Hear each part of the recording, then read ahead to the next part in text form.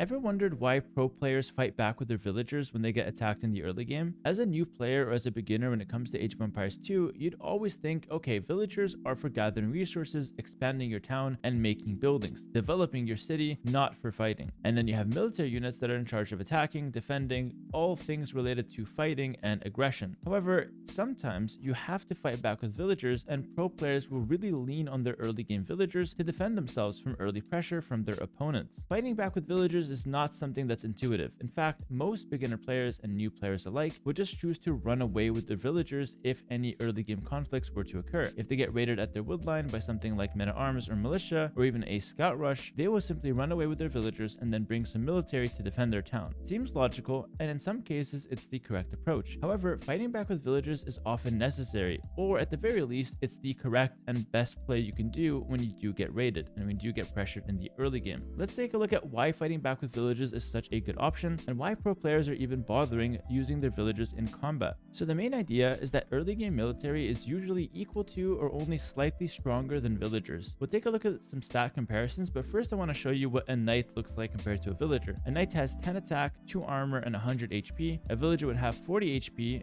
3 attack, and only 1 armor. So a knight can handily kill 10 villagers, and he'd actually walk out of that fight pretty unscathed, or at least walking back enough to just be able to get to a monk and heal himself up and just get 10 free villager kills just like that. Obviously, that being a horrible trade for the villagers. But luckily for us, knights are not available in feudal age, and they're therefore not an early game raiding unit. The early game units look something like this. You have militia that have 4 attack, 40 HP, and 0 armor. Then you have the men-at-arm, which has 45 HP, 6 attack, and 0 armor. And then you have the scout cavalry, which has 45 HP, 5 attack, and again, 0 armor. As you can see, these units are all very similar to villagers when it comes to their stats. In a one-on-one combat, most of the time, the military unit would win. However, if you have a 2-to-1 ratio, 2 villagers to 1 of these military units, the villagers will win, and both villagers will survive in pretty much all cases. Men-at-arm putting up the best fight. Another important factor is that early game rushes usually only consists of a few units. You're not talking like 10 scouts will just run into your woodline in early feudal age. It usually takes time to build up that amount of scouts, and so usually you're going to be encountering something like 2 to 4, with 3 being the average rush when the average time that a player would move out.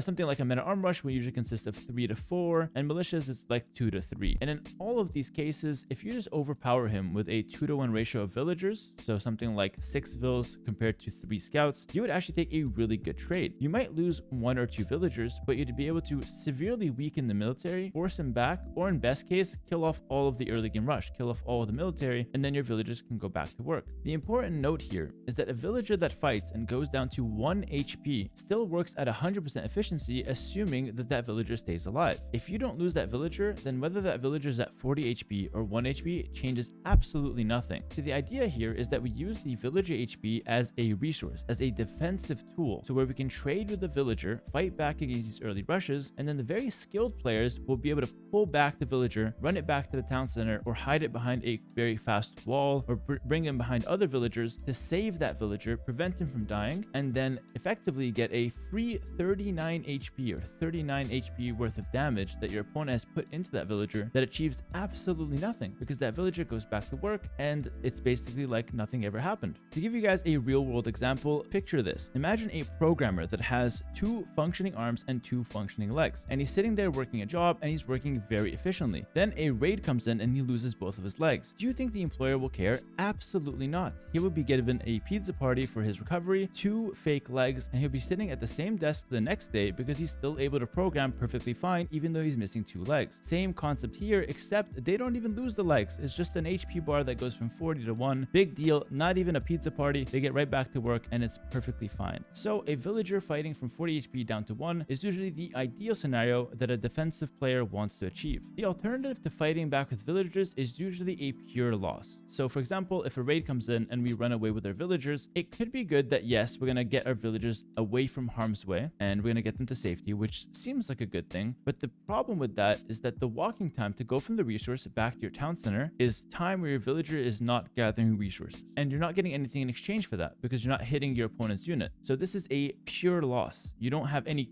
trade.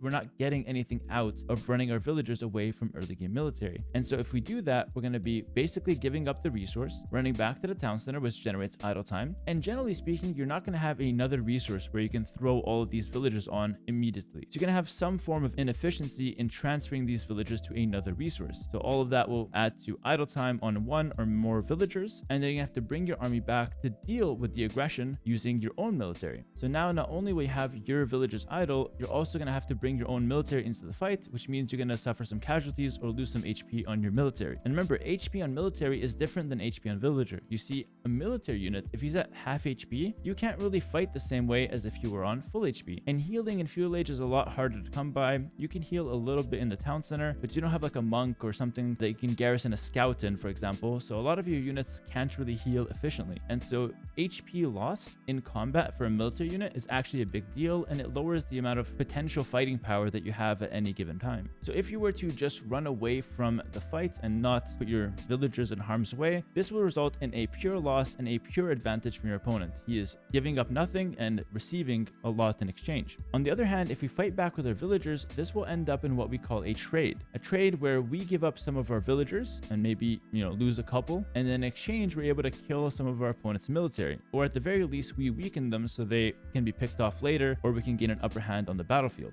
The trading of vills for a few military units can give you the upper hand in the short term. If we take a look at it logically, we can see that losing villagers does not do that much to your economy in the short term. For example, assuming we lose 2 villagers to kill 3 men-at-arms and a scout in the early game, the 3 men-at-arms and the scout are worth a lot more than the 2 villagers. In the short term, this would be a positive trade for the defending player. However, in the long term, the villagers that are now deceased would be alive and gathering resources perfectly fine. So over the course of several minutes, the 2 villagers would have gathered several hundreds worth of resources, and therefore been a better investment than fighting off those military units. So without memorizing any specific numbers, we can logically see, plain and clear as day, that fighting back with villagers is a really good trade in the short term and a really bad trade in the long term. So how do we use this to our advantage if we're a pro player? Well, when a trade like this happens, where we give up a couple of our villagers in exchange for military units, we then have to immediately use the upper hand that we have in terms of military to launch a counterattack and try to equalize the game by sniping some of our opponent's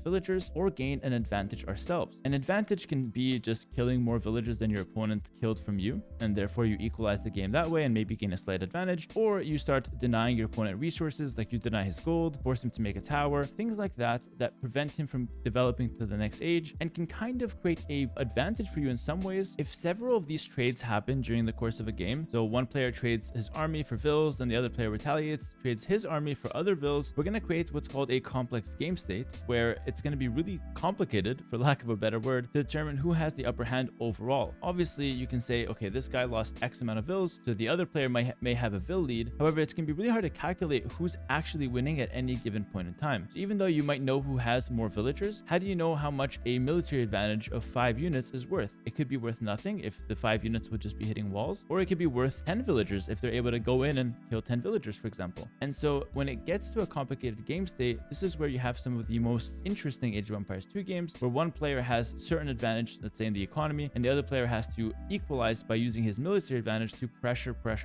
and look for a win quickly before the economic advantage gets out of hand. Super cool concept, and it all stems from these early game fights where you can fight back with the villagers or choose to run and save them for another day. Obviously, it's best to not fight with your villagers, and you can maybe wall, small wall, big wall, tower to defend yourself. But honestly, even these options to defend your villagers have costs attached. Those defensive tools are fantastic. Like a tower can, save your villagers on your gold. Walls can keep out melee units, and you can kind of defend yourself very nicely. But all of these tools, towers, walls, they take build time, they take resources, and in some cases, you only have access to like one of them until you mine stone. For example, in the case of a tower, you can make one tower, and then you have 75 stone. You need 50 more stone to make a second tower. And so these are not things that you can just spam endlessly without thinking about it. You're gonna have to be strategic and choose when you can defend yourself with a wall, when you can defend yourself with a tower, and when you're gonna just have to fight back with your villagers and create a complex game state that you can hopefully gain the upper hand in by use of good micro, on-the-spot decision making, or some kind of insane hidden strategy. But yeah, what do you guys think? Have you guys been fighting back with villagers, or have you guys just been running away and trying to play it too safe? Do let me know your experience in the comments, and hopefully you guys enjoyed this video. Just a little thing I wanted to get out of the way and kind of get out there, because it could be very confusing when you're watching and you don't know why a pro player is using his villagers to fight. Hopefully this video cleared it up. And if you guys want more content from me, check out my Patreon for the exclusive guides and content to get better at the game. And if you guys want to see more content from me in terms of gameplay, check out my live stream, links to Twitch and Patreon in the description below. And as always, have a good rest of your day, and I'll see you guys in the next video. Peace.